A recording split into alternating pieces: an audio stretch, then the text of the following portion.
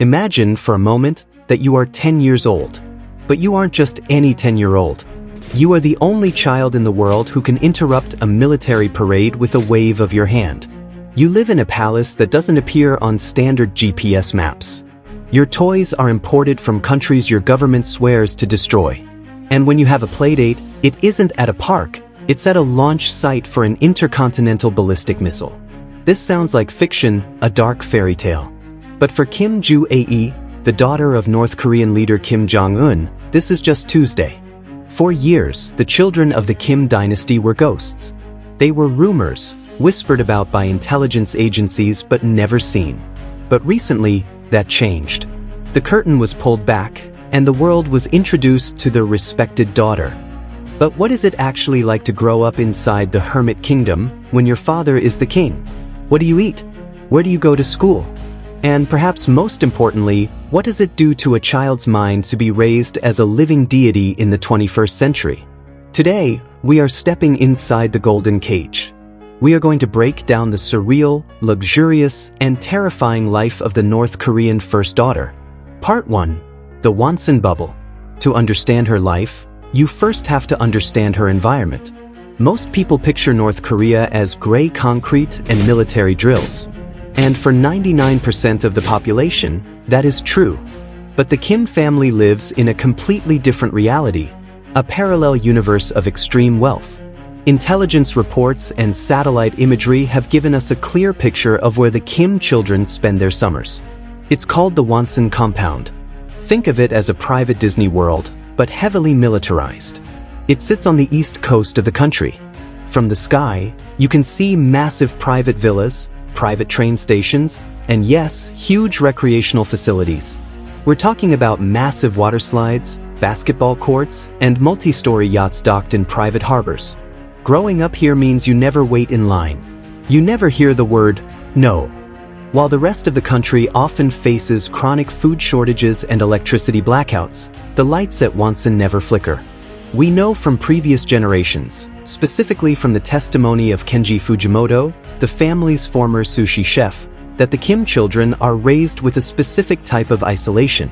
They aren't allowed to interact with normal children. Their friends are the children of high-ranking generals, carefully vetted and scrubbed to ensure they pose no threat. Imagine growing up where every person you meet, from your teachers to your maids, is terrified of you. If a normal child throws a tantrum, they get a timeout. If a Kim child throws a tantrum, the adults in the room might fear for their lives. That creates a psychological bubble that is almost impossible for us to comprehend. You aren't just rich, you are the state. Part 2. The education of a deity. So, where does a child like this go to school? This is where history is shifting. When Kim Jong-un was a boy, he was actually sent away. He famously attended a boarding school in Bern, Switzerland, under a fake name. He lived with his aunt, pretending to be the son of a diplomat. He played basketball, he watched action movies, he saw the outside world. He saw democracy, even if he didn't adopt it. But for his daughter, Kim Joo-ae, that door is likely closed. She is too famous now. She has been plastered across state media. You can't send her to a Swiss boarding school incognito anymore. That means her education is happening entirely inside the bubble. And the curriculum isn't just math, science, and literature. It's revolutionary history. From the moment she could speak, she would have been taught the mythology of the Peak-to bloodline. This is the propaganda that claims the Kim family is divinely appointed to lead the country. She isn't just learning history, she is learning that she is the protagonist of history.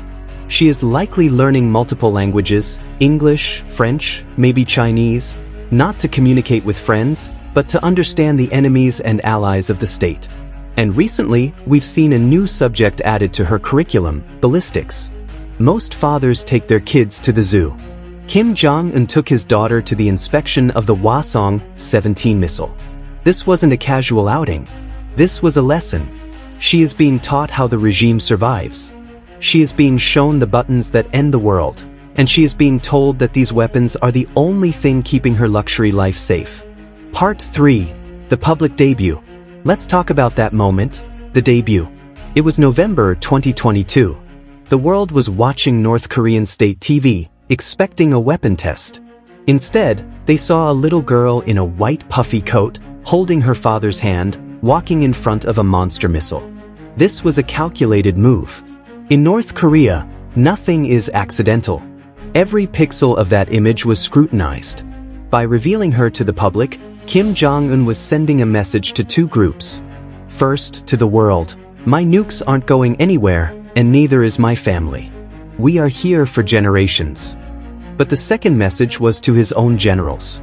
In North Korea, the military is powerful. By having gray-haired, 4-star generals bow to a 10-year-old girl, Kim Jong-un inverted the social hierarchy. In Korean culture, age is everything. You respect your elders. But in the Kim dynasty, bloodline outweighs age. We have seen footage of her sitting center stage while top military commanders stand behind her. This is intense psychological conditioning for a child. It teaches her that she is above the law, above the military, and above the people. It solidifies the idea that she is special, different, chosen. Part 4.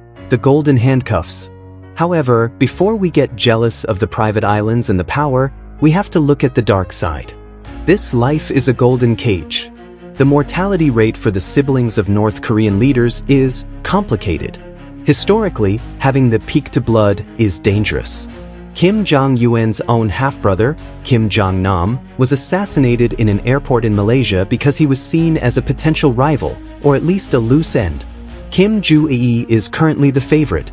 She is the respected daughter. But she has siblings. Intelligence suggests there is an older brother and possibly a younger sibling. Why are they hidden while she is paraded in front of cameras? It could be a smokescreen. It could be that she is the chosen heir. But if she is the heir, her life is effectively over. She will never have a normal relationship. She will never be able to travel freely. She will never be able to trust anyone who isn't immediate family. Every meal she eats has to be tested for poison. Every room she enters is swept for bugs. She lives in a state of high-functioning paranoia. And there is the issue of gender. North Korea is a deeply patriarchal society based on Confucian values. It has never had a female leader. For her to take the throne, she has to be tougher, colder, and more ruthless than any man in that room. The pressure on her shoulders at just 10 or 11 years old is crushing. She has to prove she is strong enough to control a nuclear state. Part 5. The Truman Show Effect. This brings us to the psychological concept known as the Truman Show effect, but without the exit door. Imagine growing up where newspapers differ from reality. You are told your country is a paradise, the envy of the world. But you have internet access. You have an iPad. You can likely see the outside world. There is a dissonance there. She knows her people are starving. She has to know. The regime's survival depends on her ignoring that suffering. She has to learn to dehumanize her own subjects. To maintain the lifestyle of the Wonsan compound, she has to accept that millions exist solely to serve her family. That is a heavy burden for a child's conscience. To survive it, she will likely have to adopt the same ruthless indifference as her father and grandfather. The system is designed to kill empathy. If she shows weakness, if she shows too much care for the common people, the generals might see her as unfit. Conclusion. So, what is the future for the Princess of Pyongyang? She stands at a crossroads.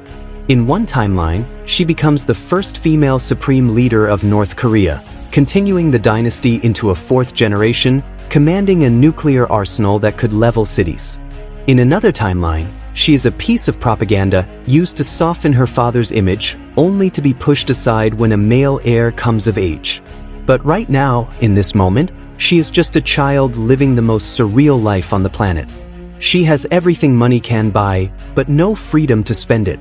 She has the adoration of millions, but likely no real friends. It is a life of absolute power and absolute imprisonment. And as we watch her walk hand in hand with her father down those red carpets, we have to wonder, is she the luckiest girl in North Korea, or the loneliest? Thanks for watching. If you want to understand how this family funds their lavish lifestyle despite sanctions, make sure to click the video on screen right now. I'll see you there.